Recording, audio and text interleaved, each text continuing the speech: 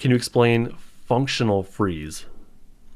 I'm not sure I know what freeze means. I know what freeze from polyvagal theory means. I don't know what functional. I would assume that would mean, this is where I'll go with it, okay? And I don't know if it's going to be helpful or not, but these states have survival, in the moment of survival, in the moment of danger, in the moment of life threat. These states have a function, so maybe that's kind of what this is.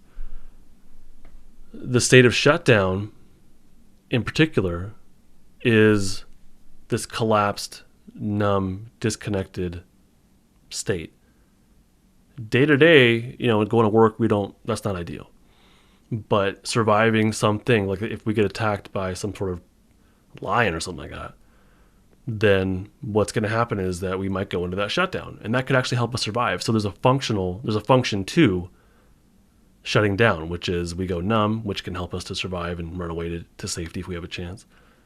We dissociate, we disconnect from our consciousness kind of disconnects from our body, and that can help us to get through that painful moment. Hey there, just want to let you know real quick that I have a website with lots more free information on the polyvagal theory, including a page called Polyvagal Intro, which is free, and it's a really basic breakdown of all the essential elements of the polyvagal theory, along with links to more free resources. I also have a free blog and free podcast on justinlmft.com. I think you'll like it a lot. So there's a function to this. It also being in shutdown conserves resources, and once we come out of it, we'll have this big sympathetic surge. So there's a function to that. I would assume freeze and shutdown are different. Freeze is when we immobilize, just like shutdown, but it's not a collapsed immobilization. It's a tense immobilization.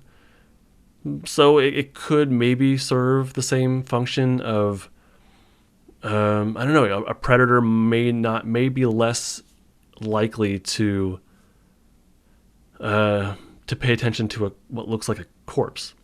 Sorry to be morbid, but that might have something to do with it. So, and I do think that, like, in a full-on shutdown, like a true blue, full-on 100% shutdown, part of it is that collapse. Like, it kind of looks like death, but part of that is like you release your bowels, like you're all that, like, so you start to smell and stuff.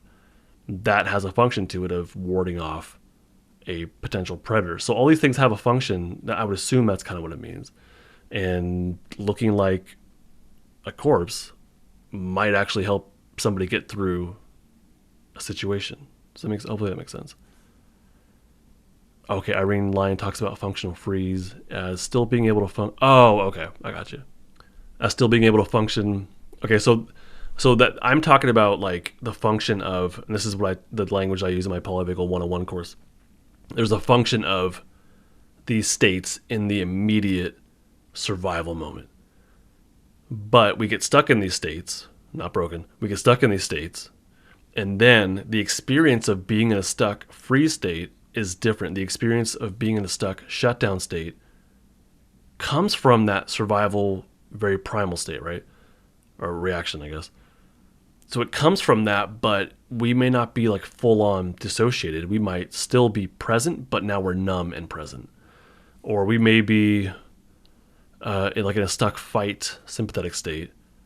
We're not actually like fighting people. We're not actually, hitting people all the time and throwing things, but we may learn to function in that state, and maybe aggression and being domineering, demanding is how we've learned to get our needs met. So maybe that's kind of what's being meant by a functional fill in the blank. That'd be more of a functional fight, sympathetic state. So a functional freeze, I would assume it would follow the same logic.